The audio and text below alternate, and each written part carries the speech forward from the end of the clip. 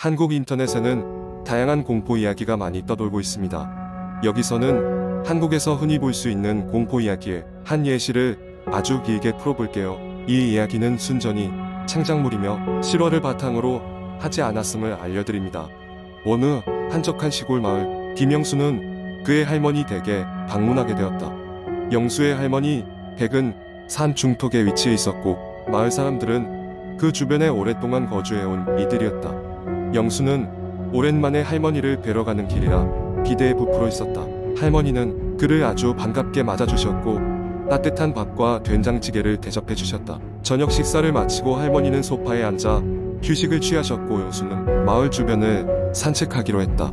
마을은 작은 논밭과 몇 채의 집들로 이루어져 있었고 거리 곳곳에는 오래된 가로등이 희미하게 불을 비추고 있었다. 산책을 하다 보니 영수는 길 잃은 듯한 고양이를 발견했다. 고양이는 매우 피곤해 보였고 목에는 작은 방울이 달린 빨간 목걸이를 하고 있었다. 영수는 고양이를 데리고 할머니 댁으로 돌아왔다. 고양이는 할머니의 집 마루에 다다르자마자 마치 집을 찾아온 듯 자연스럽게 들어섰다. 할머니는 상냥한 표정으로 그 고양이를 보며 말하셨다. 이 고양이 아마 저희 집에서 자주 놀던 아이 같은데 탭이라고 불렀던 아이일 거야. 하지만 이상한 점이 있었다. 영수가 데려온 고양이는 몸집이 작고 애뜬 모습이었지만 할머니는 고양이가 마치 오랫동안 본 듯한 익숙한 표정으로 대했다. 영수는 할머니 방의 창문으로 스며드는 달빛을 바라보며 그날 밤 잠을 이루지 못했다. 다음 날 아침 영수는 마을 주민들과 이야기를 나누다 섬뜩한 소식을 듣게 되었다. 몇몇 가구의 집에서 고양이 울음소리가 들리지만 고양이를 본 적이 없다는 것이었다. 특히 밤이 되면 고양이 울음소리가 더 심해진다고 했다. 주민들은 이를 두고 요정의 장난이라며 마을의 오래된 전설로 여겼다. 시간이 지날수록 고양이의 실체는 불분명해졌다. 집에 있는 고양이는 여전히 그 자리에 있었지만 밤마다 집 외부에서 들려오는 고양이 울음소리 때문에 영수는 잠을 설치기 일쑤였다. 울음소리는 점점 더 가까워지는 듯했다. 영수는 무언가 이상한 느낌을 떨칠 수 없었다. 어느 날 밤 영수는 결심을 하고 손전등을 챙겨 들고 그 울음소리를 추적하기로 했다. 울음소리는 산 쪽에서 들려왔다. 그는 깊이 자리한 나무들 사이를 헤치고 한참을 걷다가 드디어 울음소리가 나는 곳에 도착했다. 그곳에서는 고양이 한 마리가 울고 있었지만 그것은 분명 할머니 댁의 고양이와 똑같이 생긴 또 하나의 고양이였다. 영수는 고양이를 향해 천천히 다가갔다. 그 순간 고양이는 비명을 지르며 그의 눈앞에서 순식간에 증발하듯 사라졌다. 영수는 얼떨떨한 기분으로 그 자리에 멈춰섰다. 그리고 손에 들고 있던 손전등을 비추자 그 자리에는 수많은 작은 발자국들이 주변을 둘러싸고 있었다. 그것들은 마치 고양이들이 그곳에 모여 춤을 춘 듯한 모습이었다. 그때부터 영수는 매일 밤마다 이상한 꿈을 꾸기 시작했다. 꿈속에서는 마치 수많은 고양이들이 자신을 둘러싸고 있었고 그중 한 마리가 다가와 말을 걸었다. 우리는 길을 잃었어. 우리를 잡아줘. 얼마 후 영수는 마을을 떠나야 했다. 학교가 시작될 때가 되었기 때문이다. 그는 마을을 떠나기 전 마지막 밤에 마지막으로 고양이에게 인사를 했다. 고양이는 조용히 그를 바라보았고 영수는 그 시선 너머로 무언가 슬픈 감정을 느꼈다. 영수는 마을을 떠난 뒤로도 가끔 그 밤들에 대해 생각했다. 그리고 자신이 보았던 것들이 정말 현실이었는지 아니면 단순한 꿈에 불과했는지 알 수 없었다. 하지만 마을 사람들은 여전히 밤에 고양이 울음소리를 들었다고 했다.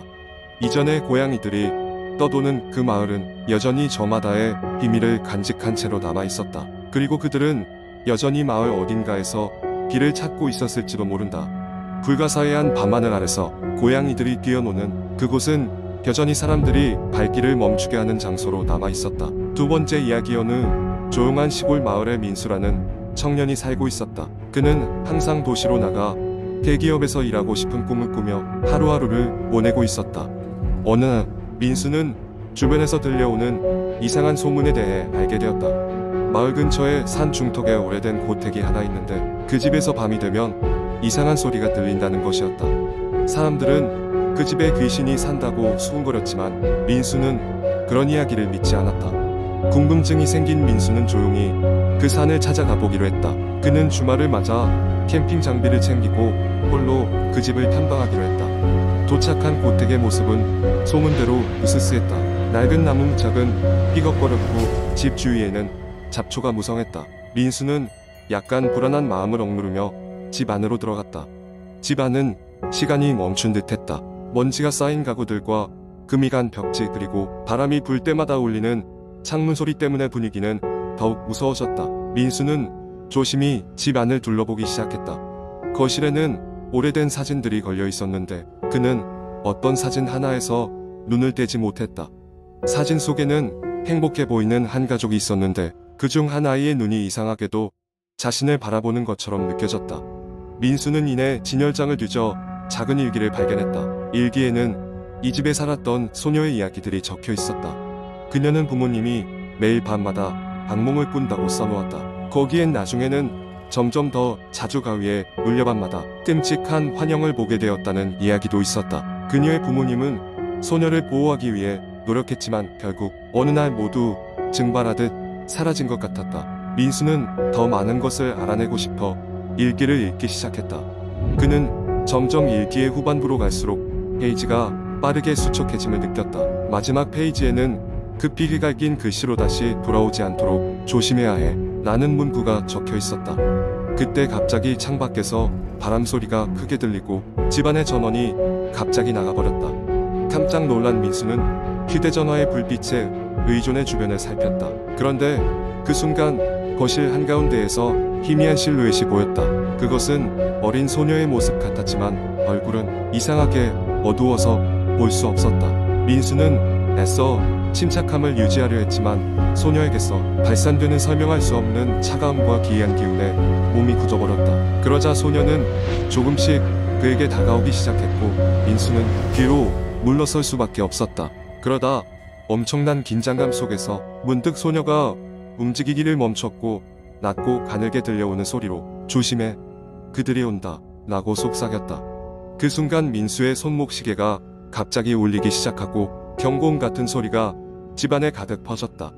민수는 본능적으로 급히 집을 빠져나와 산길을 뛰어내려갔다. 뒤돌아보니 그 소녀의 모습은 어느새 흔적 없이 사라져 있었다. 그는 두려움을 이기지 못해 마을로 돌아왔고 그 뒤로는 다시는 그 고택 근처에 가지 않았다. 마을 사람들은 여전히 그 집에 대한 소문을 계속했지만 민수는 그날 밤의 끔찍한 경험을 결코 잊지 못했다. 그 집에서 정말 무슨 일이 있었던 것일까? 그리고 소녀가 경고했던 그들은 대체 누구였을까? 이러한 의문은 여전히 풀리지 않은 채 민수의 기억 속에 깊이 남아 있었다. 세 번째 이야기. 한국 인터넷에서 흔히 볼 수 있는 공포 이야기는 대개 일상적인 상황 속에서 시작해 점차 기이하고 무서운 상황으로 전개됩니다. 이 이야기는 도심 속 한 아파트 단지에서 벌어진 실제 사건을 바탕으로 합니다. 서울의 오래된 아파트 단지인 푸른솔 아파트는 외관상으로는 평범해 보입니다. 그러나 이곳에 사는 주민들 사이에는 기이한 소문이 떠돌고 있습니다. 특히 단지 내 13동에서 발생하는 이상한 현상들이 문제가 되고 있었습니다. 지난해 가을 27살의 주인공 민수는 직장에서 가까운 이 아파트로 이사했습니다. 저렴한 월세와 쾌적한 환경은 그에게 완벽한 선택처럼 보였습니다. 그러나 이사한 첫날 밤부터 이상한 일이 벌어지기 시작했습니다. 자정이 넘으면 어떤 날카로운 소리가 듣기 시작했습니다. 벽 너머에서 들려오는 마치 무언가 긁히는 듯한 소리였습니다. 민수는 처음에는 바람 소리나 쥐가 벽을 긁는 소리라고 생각했습니다. 며칠이 지나도 소리는 계속되었습니다. 매일 같은 시간 같은 소리. 민수는 쉬이 잠에 들 수 없었고 피로가 쌓여갔습니다. 그러던 어느 날 저녁 민수는 아파트 관리소에 이 문제를 이야기했습니다. 관리소의 김 씨는 미소를 지으며 그런 소리를 듣는다는 사람이 많다며 크게 신경 쓰지 말라고 했습니다. 하지만 김 씨의 미소에는 어딘가 불쾌하고 차가운 무언가가 느껴졌습니다. 며칠 후 민수는 아파트 엘리베이터를 타고 있는데 옆집에 사는 듯한 노파가 그에게 말을 걸었습니다. 그녀는 민수를 빤히 쳐다보며 조심하라는 말을 남겼습니다. 이유를 묻기도 전에 그녀는 엘리베이터에서 내려 사라져버렸습니다. 민수는 노파의 경고가 더욱 그의 마음을 무겁게 만들었습니다. 그날 밤 민수는 다시 소리에 눈을 떴습니다. 그리고 이번에는 소리가 조금 더 가까이 들리는 것 같았습니다.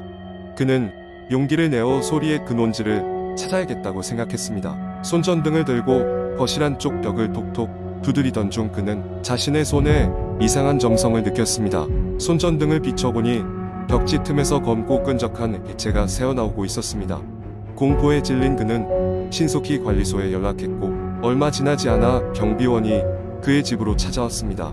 경비원은 벽을 살펴보던 중 무언가를 발견한 듯 굳어버렸습니다. 그는 즉시 민수에게 아파트를 떠나 있도록 권했습니다.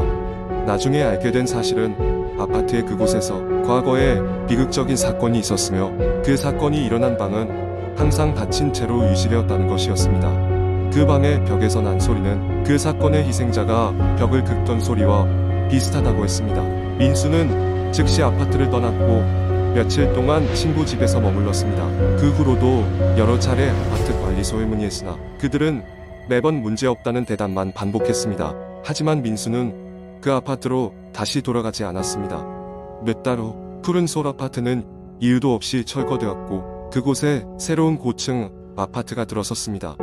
이 이야기는 이후에도 온라인 커뮤니티를 통해 회자되었고 지금도 가끔씩 유령이나 괴 현상을 목격했다는 사람들의 증언이 들려오곤 합니다.